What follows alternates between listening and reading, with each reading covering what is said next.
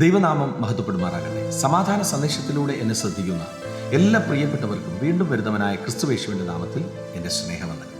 യെശയ്യാ പ്രവാചകന്റെ പുസ്തകം 44 അധ്യായം അതിൻ്റെ 22 വാക്യം, ഞാൻ കാർമുകിലിനെ പോലെ നിന്റെ ലംഘനങ്ങളെയും മേഘത്തെപ്പോലെ നിന്റെ പാപങ്ങളെയും മായ്ച്ചു കളയുന്നു.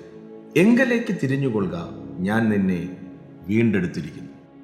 വചനം പറയുകയാണ്, നിന്റെ പാപങ്ങളെ ഞാൻ കാർമുകിലിനെ പോലെ മായ്ച്ചു കളയും, മേഘത്തെ പോലെ മായ്ച്ചു കളയും.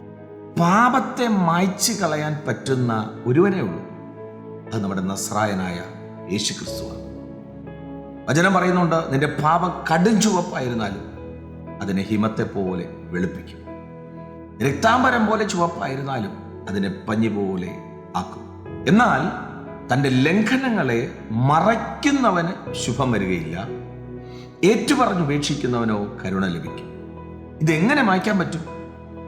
അതാ അവിടെ പറയുന്നത്, എങ്കലേക്ക് തിരിഞ്ഞുകൊള്ളുക, ഞാൻ നിന്നെ വീണ്ടെടുത്തിരിക്കുന്നു. അപ്പൊ ദൈവത്തിലേക്ക് തിരിയുക എന്ന് പറയുന്നത് മറച്ചു വയ്ക്കാതെ, ലംഘനങ്ങളെ മറയ്ക്കാതെ ദൈവസന്നിധിയിൽ ഏറ്റുപറയാനുള്ളൊരു ഹൃദയം. ചിലരൊക്കെ ഉണ്ട്, ഒളിച്ചൊളിച്ച് നടന്നിട്ട്, അതായത് ദൈവസന്നിധിയിൽ സമർപ്പിക്കാതെ, ഏറ്റുപറഞ്ഞ് അതിനെ ഉപേക്ഷിക്കാൻ താല്പര്യമില്ല, അതിനകത്ത് തന്നെ ഒന്ന് നിന്ന് കറങ്ങാൻ ആഗ്രഹിച്ചിട്ട് കൊണ്ടു നടക്കുന്നവരുണ്ട്. അവരെക്കുറിച്ചല്ല പറയുന്നത്. എങ്കലേക്ക് തിരിഞ്ഞുകൊള്ളുക എന്ന് വെച്ചാൽ വിട്ടുകളയുക. അതാ അവിടെ പറയുന്നത്, ഞാൻ കാർമുകിലിനെ പോലെ നിന്റെ പാപങ്ങളെ മായ്ക്കുന്നു. അതായത് മഴ പെയ്യാതെ കാർമുകില് മാഞ്ഞു പോകുന്നത് പോലെ, പാപം ചെയ്ത് മരണം സംഭവിക്കാതെ കാർമുകിൽ വന്നു, മഴ പെയ്യാതെ അതിനെ മായ്ച്ചു കളയും.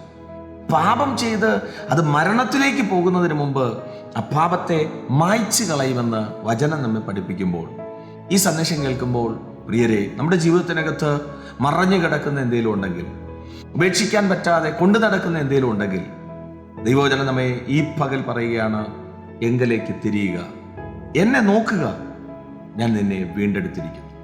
ദൈവസന്നിധിയിൽ വിടേണ്ടതിനെ വിട്ടുകളഞ്ഞ് പാപം മരണത്തിലോട്ട് പോകുന്നതിന് മുമ്പ് ദൈവരാജ്യത്തിലേക്ക് തിരിവാൻ ദൈവം നമ്മെ സഹായിക്കട്ടെ. വിശ്വസിക്കുക, പ്രാർത്ഥിക്കുക. ദൈവം വിശ്വസ്തൻ. God bless U.